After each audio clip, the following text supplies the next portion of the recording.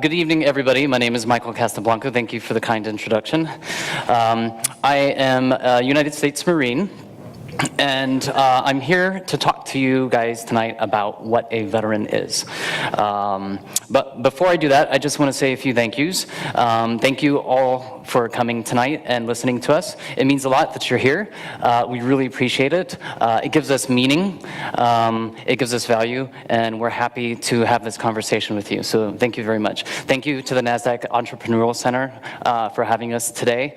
This is a really cool stage, and by the way, good job on your bathrooms. They are almost perfectly accessible. Thank you to all of my fellow speakers. It's been a pleasure meeting all of you over the past 24 hours. You guys are awesome. I can't wait for the audience to hear your stories, and you're an inspiration, so thank you very much. Also, a big thank you to Corey and Melissa Boatwright for having us here, for making this happen. As someone who runs an organization, a nonprofit organization for veterans, I know how difficult it can be and how much work it is, so thank you very much. This is very awesome.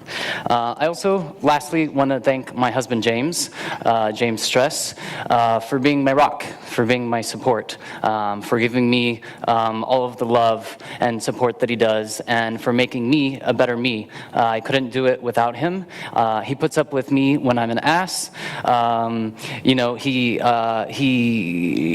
tells me and reminds me what I am every day, and I am a better me because of him. So thank you, James. You deserve a round of applause. So thank you very much. So yeah, I'm gay. G-A-Y, gay, queer. I'm also a Marine, and a really good Marine. I'm going to go to my notes now. Yeah, I'm telling you guys today because for 8 years I was told not to tell anyone, and that was really hard. And so now I'm overcompensating for that. So yeah, I'm gay. You know, it was interesting serving as a gay man in the military. They told me that I wasn't allowed to serve, that I couldn't serve. And they told me that I would harm unit cohesion. And I don't think anything could have been further from the truth. Just ask any Marine, soldier, airman, or sailor that I've ever served with. I think that the don't ask, don't tell policy, in fact, ruined unit cohesion more than the fact that I was gay did. You know, it's funny, when you sign up, you go into the processing center, and before you enlist, they give you this piece of paper. It's the homosexual policy of the United States military, or it was back then.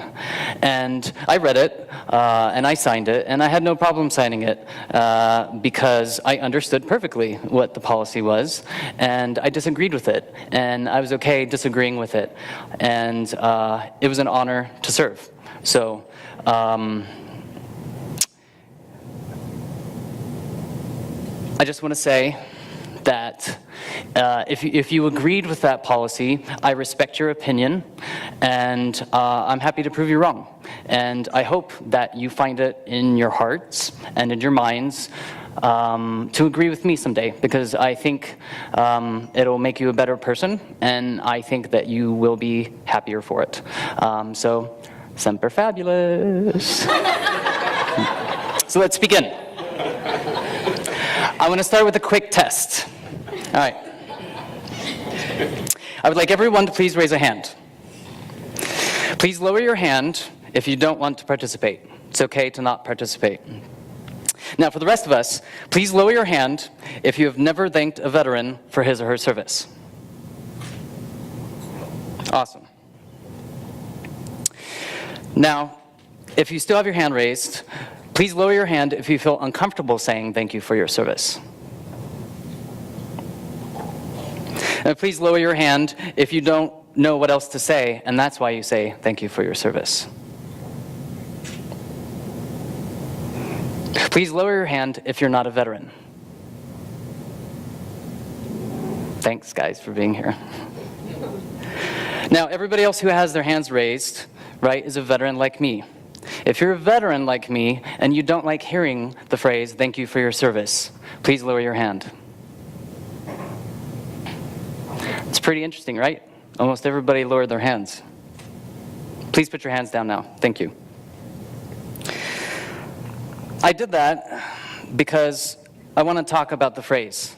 If you say that to a veteran, thank you for thanking us, first of all. And personally, it was an honor to serve, like I said before. I also want to let you know that for many veterans, that phrase is meaningless. I don't want to make you feel bad about it. That's not why I'm telling you this. But I think you should know that that is a phrase that oftentimes it's meaningless. It's nice to say. It's like saying have a nice day. And I don't want to tell anybody not to say have a nice day. But I want you to really think about what it means when you say it. Why are you asking the question? What do you want to know? Why are you saying it? What do you want to hear?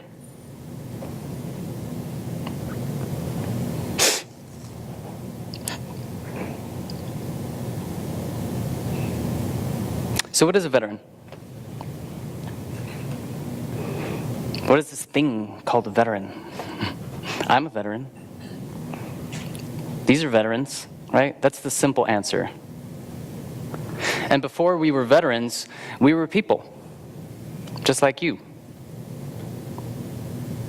But now we're this thing that's called a veteran, and people are struggling to define what that term means. And I find that question really interesting. So I kind of want to explore it with you guys.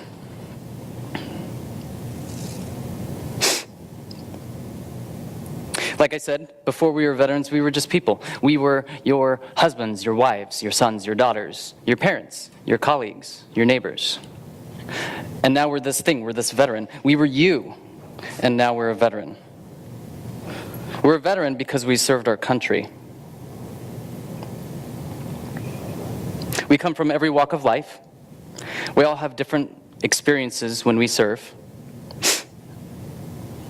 Some of them good, some of them bad. And at some point we stop serving and we become a veteran. So I encourage you to listen to us here today, to really listen, and then you'll start to unlock the answer of what a veteran is. That being said, there is something that happens when you serve. You face your own mortality, and your mind expands, and your humanity expands. Luke, who will be speaking later, who's not a veteran, told us the story last night about how he hates when his floors are dirty. And then he went to Afghanistan, and he met families who live in houses whose floors are made of dirt. And now, when he looks at a dirty floor, he thinks about that. And it changed his perception, it changed his mind. So that's what a veteran is. I remember being in the southern Philippines in a combat zone. Many people don't realize that in the southern Philippines there are combat zones, but there are, at least there were in 2007. I'm not sure if the president of the Philippines has now kicked us out yet or not.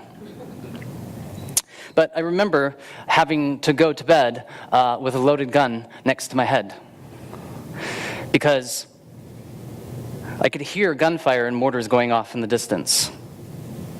I remember when our helicopter was being shot at as we were going around to all the different bases. And I remember when 2 headless torsos were found on the trail that I used to run on every morning. It changed my life forever. They say that in war, we're faced with a lot of things. We're faced with a lot of difficult situations. But I think the most difficult thing that we're faced with is ourselves, right? War has a tendency to bring out sometimes the worst in us, right? And we have to know that, we have to recognize that, and work against it. But it also brings out the best in us. And maybe that is something that's special about veterans. We know how to access the best in us. If you've read my bio, then you know I do a lot of things. My 9-to-5, my regular job, pays the bills, is with New York City Department of Education. I'm their accessibility coordinator, which means that I make education more accessible to students with disabilities in New York City. The New York City Department of Education has 1.2 million students. That's the size of New Orleans. Pretty big. We feed more people than any other organization in the world, save one, the United States military. It's good work. It's important work. I'm proud of my service. I continue to serve. And I just want to say one thing for everybody in the room about it. I want you to think about. At some point in our lives, we will all be disabled. Some of us are born disabled. Some of us are intermittently or only disabled close to our deaths, but we will all be disabled at some point. And I would like you to reflect on how you would like to be treated when you're disabled, and treat disabled people that way. The world was not built for people with disabilities, but we can make it a welcome place for them. So I encourage you to do so. I'm also artistic. I'm a musician. I play a lot of instruments. I love the clarinet. My inner diva comes out. I love playing the tuba because I rule the show. I am a badass when I play the tuba. The piano soothes my soul, and I love to sing. I'm an actor, and I used to have a lot of trouble admitting that. At first it was a hobby, and then people started asking me what I was going to do next. So then it was a professional hobby. And then people started paying me to do it. So I'm an actor. And I run a nonprofit organization for other veteran artists like me. We produce, promote, present, and support veterans and veteran-inspired art. And I do it, it's very meaningful to me because it's hard to be a veteran and an artist. And here's why. When we get out, or when we serve, in a sense we put our lives on hold, right? Formal education, civilian careers, and all too often our relationships are put on hold. All of those things in a holding pattern while we move and change and experience some of the most intense situations that any person walking the earth has to face. When we get out, we try to push play again. Do you know when we finish our service and we get out, they give us this class, it's called TAPS. It lasts about a week. And it's meant to assist us to reintegrate into society, to become civilians again. I will say I appreciate all of the work that people do to give us TAPS, but it's not enough, right? It's like giving somebody an Oxford English dictionary and saying, here, learn English. It's a great reference, but it's not very effective. Sorry, notes. I want you to know this, yeah, because there are men and women that many of you in this room are hoping to hire. Many of them will dress inappropriately. They'll have shitty resumes, and they'll be incredibly uncomfortable when you interview them. But I urge you to look past those things and to be their audience. Because I think if you do that, you'll be incredibly and pleasantly surprised. All of us here on stage were those veterans at some point, and look where we've come. We've accessed the best of ourselves, and we couldn't have done it alone. Some of us are helped and supported by loved ones, some by other veterans, and some by mentors and coaches. If we're lucky, we have all of those things.